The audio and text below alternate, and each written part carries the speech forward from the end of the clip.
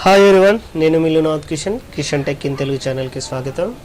Friends, మనం ఈరోజు ఆధార్ కార్డ్ని పాన్ కార్డ్తో ఎలా లింక్ చేయాలనేది ఈ వీడియోలో మనం తెలుసుకుందాం. సో మనము బ్యాంక్ అకౌంట్కి అయినా సరే దేనికైనా సరే పాన్ కార్డ్ని అయితే మనము లింక్ చేయాలి. అదేవిధంగా ఆధార్ కార్డ్ని కూడా బ్యాంక్ అకౌంట్తో కానీ దేనితోనైనా సరే లింక్ చేయాలి.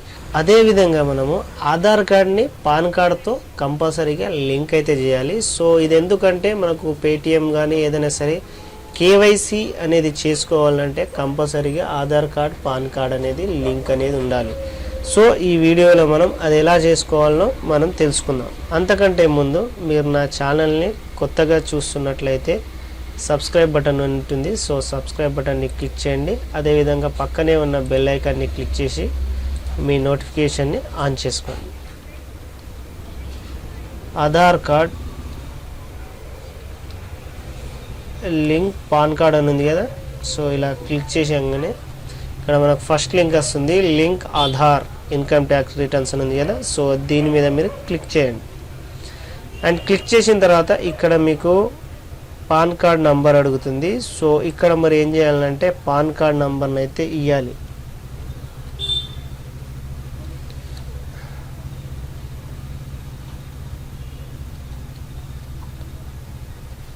ఇచ్చిన తర్వాత కింద మీరు ఏం చేయాలంటే ఆధార్ కార్డ్ నంబర్ని అయితే ఇవ్వాలి.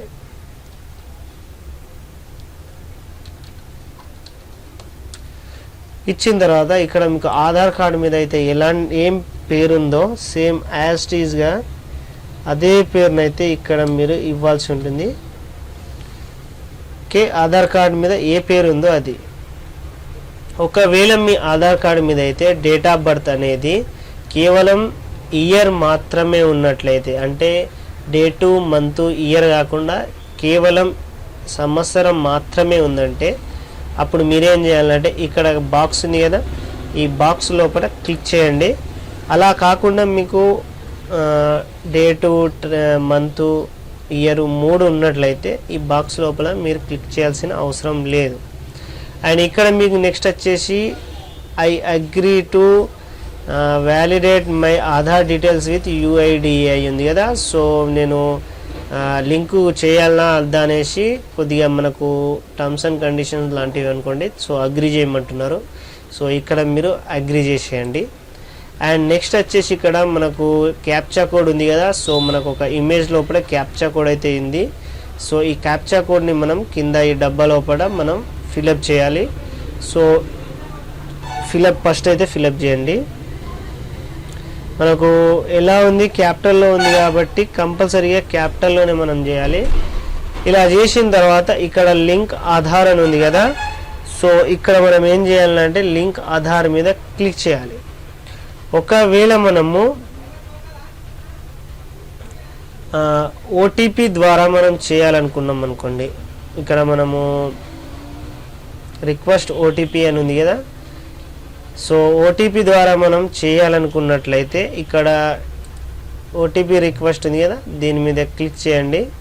సో క్లిక్ చేయడం ద్వారా ఏమవుతుందంటే ఇక్కడ మీరు డైరెక్ట్ మొబైల్ నంబర్ ఇచ్చేసి ఇక్కడ లింక్ ఆధారం ఉంది కదా, సో దీని మీద క్లిక్ చేయండి. సో మీరు క్లిక్ చేసిన తర్వాత మీకు ఒక ఓటీపీ అనేది మీ మొబైల్కి వస్తుంది. సో ఆ మొబైల్లో ఉన్నటువంటి ఓటీపీని ఇక్కడ కింద ఇంకొకటి ఇక్కడ మనము ఎంటర్ చేసిన తర్వాత మనకు లింక్ ఆధార్ అనేది ఉంది కదా, దీన్ని క్లిక్ చేస్తే మీ ఆధార్ కార్డ్ అనేది లింక్ అవుతుంది. సో అలా కాకుండా మీకు అవసరం లేదు అని అనుకుంటే డైరెక్ట్గా మనము ఇక్కడ క్యాప్చా ఉంది కదా, ఈ క్యాప్చాని అందులో ఫిలప్ చేయడం ద్వారా ఏమవుతుందంటే డైరెక్ట్ ఆధార్ కార్డ్ అనేది లింక్ అయిపోతుంది. ఇక్కడ మనకు D474HUC ఓకే రైట్, ఇక్కడ ఉంది కదా మనం లింక్ ఆధార్ కార్డ్ అని ఉంది కదా. సో దీని మీద క్లిక్ చేయండి. So right, your pan is already linked to the given Aadhaar number ఉంది కదా.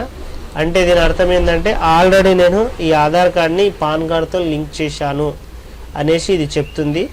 సో మీరు కనుక పాన్ కార్డు ఆధార్ కార్డ్తో లింక్ లేనట్లయితే ఇక్కడ మీకు ఆధార్ కార్డు సక్సెస్ఫుల్లీ లింకెడ్ అని వస్తుంది. ఒకవేళ మీకు పాన్ కార్డు ఆధార్ కార్డు రెండు లింక్ అయ్యి ఉంటే ఇలాంటి సేమ్ నాలాగే ఇలా మీకు చూపించేస్తుంది. సో ఫ్రెండ్స్, ఇది ఈరోజు వీడియో మీకు నచ్చిందని అనుకుంటున్నాను. నచ్చితే లైక్ చేయండి, కామెంట్ బాక్స్లో ఎలా అనిపించిందో కామెంట్ చేయండి. అదేవిధంగా మీకు ఎలాంటి వీడియోస్ కావాలనేది నాకు కొద్దిగా కామెంట్ బాక్స్లో మీరు సజెషన్ చేయండి. సో సబ్స్క్రైబ్ చేయడం, దానితో పాటు పక్కనున్న బెల్ ఐకాన్ని క్లిక్ చేయడం మాత్రం మర్చిపోకండి. Okay friends, bye.